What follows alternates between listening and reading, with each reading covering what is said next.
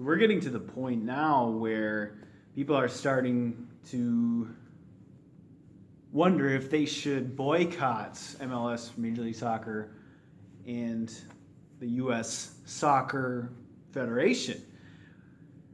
But the problem with that is boycott does not really do anything. You know, the purpose of boycott is to force action, to kind of cut off supply from the marketplace to a particular company or organization.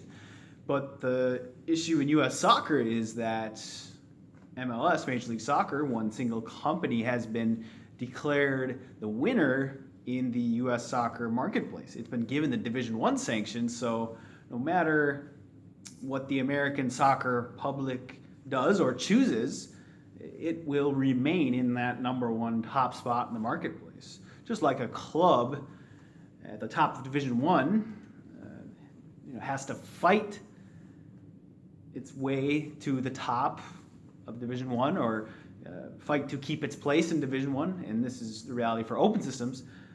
The opposite is true here in America. One single club, MLS, has rights to Division I or exclusive monopoly control, and it can't be replaced. No matter how excellent everyone else is below them, all the other companies or clubs, or no matter what the American soccer marketplace or public chooses to give its time, money, and attention to. So a boycott doesn't really do anything to negatively impact U.S. soccer or MLS to the point where it has to ultimately change. Now, I suppose on the national team side, if you got enough people together, that would be, the scope of U.S. national team fandom is huge. There's millions and millions and millions of U.S. soccer, U.S. national team fans, and I wouldn't encourage a boycott of the national team programs as a whole, but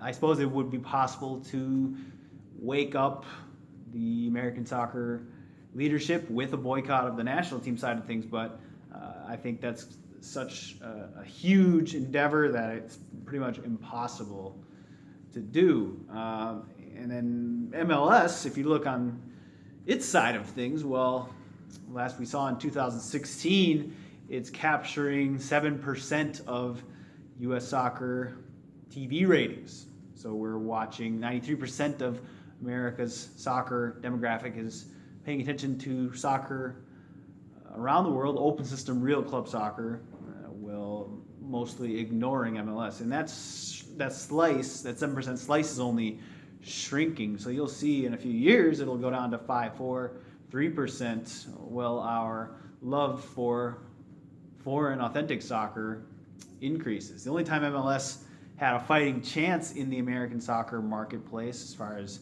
TV ratings and web search numbers was when we didn't have much exposure to the game abroad due to low level of internet access and television access to foreign soccer. So now that all of that is right at our fingertips, it's clear that America chooses authentic open access promotion relegation club soccer from around the world over this MLS franchise inauthentic model that we are stuck with ruling our Division I and American soccer marketplace. So boycotting doesn't do us much good, and I would encourage you to still follow what's going on in America, even if it's watching MLS games or following MLS. That's fine. You still you're stuck with what you have, and it's good to understand what the landscape is, even if it is maybe not the quality you want or the format you want. It's still good to pay attention to what the current landscape is in American soccer. That's always a healthy thing to do, and you'll discover how deep the disenfranchisement goes or the untapped potential reaches in America if you better understand the landscape of American soccer as it is today. So the alternative to just shutting ourselves off from the U.S. soccer MLS joined at the hip kind of corrupt structure that's ruling our American soccer ecosystem, the alternative is to speak up for change, This is the most important thing you can do, rather than worrying about boycotting or flaming the current structure as it is. Speak up for what you want to see, the change that you want to happen, promotion, relegation, fair opportunity for all people and clubs, one where merit is rewarded, where excellence is incentivized, where opportunity is opened up for young players, for people in the soccer business, executives, coaches, scouts. Millions and millions of people in America can be positively impacted if we can change this one single policy, shift our market in USA Soccer from closed to open. The key is just generating interest or awareness for the open system USA Soccer topic.